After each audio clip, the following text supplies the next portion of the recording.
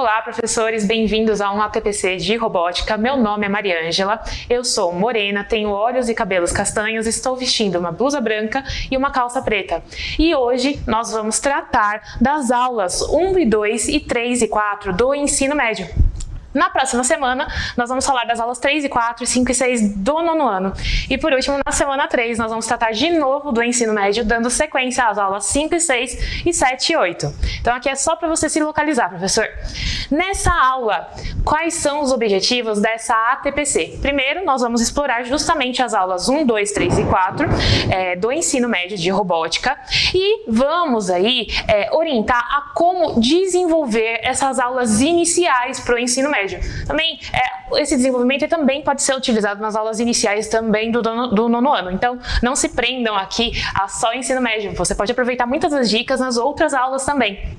E nós vamos falar o porquê de aprender robótica. Por último, nós vamos aí falar sobre algumas estratégias e dar instrumentos para vocês de desenvolver aí as aulas também essa parte na prática com os alunos. Então, a gente vai dar algumas orientações para vocês para justamente falar como vocês vão trabalhar em sala de aula e falar com os alunos justamente dessa parte do material digital. Mas sobre o que falam aí as aulas? Nós temos aqui justamente as aulas 1 e 2 que vai falar um pouquinho sobre a robótica educacional e aí os alunos eles vão entender o que é a robótica educacional e eles vão desenvolver aí, começar a aprender o que é a robótica e vão falar também sobre a evolução, de onde surgiu, qual é a história da robótica, para eles terem aí uma ciência de que tudo iniciou com coisas simples, como autômatos, e hoje nós temos aí robôs que são super desenvolvidos. E nós temos também a aula 3 e 4, que vai ser trabalhada hoje, que vai falar justamente sobre um componente importantíssimo que nós vamos utilizar, que é o microcontrolador, que é a microbit. Então aqui eles vão entender como a microbit funciona. E aqui estão as habilidades trabalhadas nessas aulas. Professor, você já está com os materiais em mãos? Agora vamos falar um pouquinho sobre o porquê estudar robótica. Então, a gente tem aqui um dos motivos que é justamente aí absorver os conteúdos teóricos na prática. Então, a robótica ela tem muito isso de integrar as disciplinas que estão ensinando a parte da teoria na prática. Nós vamos trazer aí conteúdos de ciências, de física, até um pouco de história para trabalhar na prática esses conceitos. Outro motivo também é relacionar a tecnologia ao cotidiano e ao mercado de trabalho. Hoje, nós vemos muito os alunos e os trabalhadores também estarem em conjunto com robôs no dia a dia e não entender que aquilo é um robô, ou então saber que os trabalhos colaborativos de hoje em dia, eles são feitos com robôs. Nós temos robôs que são utilizados, por exemplo, em trabalhos como para fazer pintura, ou então aqueles robôs de reconhecimento facial que tem nas portarias de prédios. E a gente tem alguns robôs que são utilizados no cotidiano também, como os robôs de limpeza. Então aqui é importante que os alunos tenham contato e entendam como eles funcionam um pouco. E aí a gente também tem mais um motivo a ser dado, que é justamente o desenvolvimento da capacidade da resolução de problemas. Então os alunos aqui, eles aprendem a lógica de programação, o como que funciona a computação, para justamente resolver problemas. E a lógica computacional pode ser usada em diferentes casos, não só para resolver problemas de um computador, por exemplo. Então aqui nós começamos as aulas 1 e 2 do Para Começar. Nós vamos trabalhar um pouquinho aí, que é o ponto de partida dessa aula. Nós vamos falar sobre inteligência artificial. Aqui você pode iniciar a aula fazendo um questionamento sobre essa inteligência artificial. E aí estimule os seus alunos realmente a responder. Faça leitura sobre inteligência artificial em conjunto com seus alunos e traga justamente esse momento para que os alunos eles façam uma reflexão e além de realizar essa reflexão, que eles compartilhem o que eles realmente pensam sobre o assunto, o que eles sabem sobre isso, que eles vão dizer algo crítico, então algo de elogiar, se eles já utilizaram inteligência artificial, que tipo de inteligência artificial que eles utilizaram, traga exemplos também para os alunos de inteligências artificiais que eles não conhecem, por exemplo, a inteligência artificial que é justamente utilizada para o reconhecimento facial, ou então aquela inteligência artificial que é utilizada para criar avatares que são parecidos com as pessoas. Então você pode trazer diferentes tipos de exemplos para esses alunos e criar uma discussão sobre o uso realmente dessas inteligências artificiais. E aí a gente parte para o foco no conteúdo.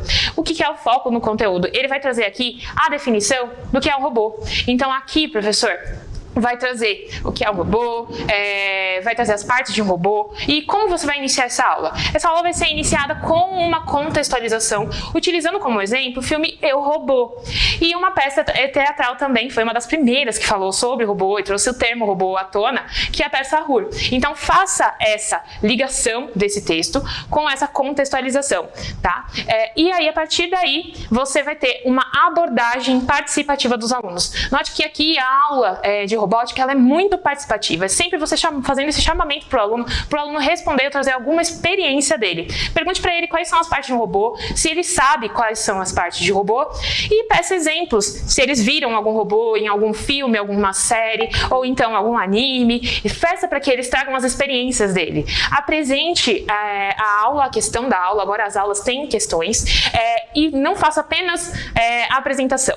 Assim que chegar na resposta, promova uma reflexão sobre a resposta correta, o porquê daquela resposta correta. Então apresente a questão para os alunos, faça em conjunto e peça para que eles reflitam por que aquela resposta é correta e por que as outras não são. Isso incentiva a aprendizagem desses alunos. E certifique que os estudantes compreendam o que é o robô e como que ele é estruturado. Então aqui vai ter as diferentes estruturas do robô e ele vai aprender quais são essas diferentes estruturas. Aí a gente parte para o na prática. Na prática, os alunos eles vão realizar uma simulação de um robozinho que vai pegar um disco e vai voltar para sua base. Aqui, professor, é importante ter uma preparação dos materiais. Então, antes da aula, separe esses materiais, certifique que os computadores estão carregados e, antes da aula, certifique que o site tem acesso pela escola. Caso a escola não consiga acesso no site, entre em contato com os NITs da sua diretoria de ensino para pedir a liberação desse site. Reserve de 30 a 35 minutos para fazer essas atividades, professor. Depois que fizer, se possível, garanta que cada aluno faça essa simulação, então que tenha um computador para cada aluno. Caso não seja possível, nós recomendamos que os alunos façam em dupla, mas peça para que eles revezem de vez em quando, para eles terem contato justamente com o ambiente de programação. Se for muito difícil para você, professor, dar essa parte de programação, nós gravamos um tutorial sobre essas aulas. Então, utilize esse tutorial para realmente dar essa aula aí de programação. Mas aqui, qual é o objetivo da atividade? O objetivo da atividade é justamente certificar que o aluno ele entenda o que é esse ambiente de programação, como que ele programa, como que o robô funciona. E aí ele vai desenvolver essa programação. Aqui é importante que o aluno ele não simplesmente desenvolva a programação, mas que ele pegue essa programação e que ele entenda para que serve cada um dos blocos. Então, se você for explicar, professor, explique para que serve cada um dos blocos. E por último, faça o acompanhamento dessa turma. Passe, circule entre as mesas e veja se os alunos eles estão precisando de ajuda ou não. Faça a conferência. Pergunte também por que pôs aquele bloco e como ele funciona. E aqui a gente tem um desafio adicional, professor. Se o aluno ele terminou muito rápido a atividade, peça para que ele faça a programação e busque os outros discos no simulador. Então, professor, vamos para a questão interativa.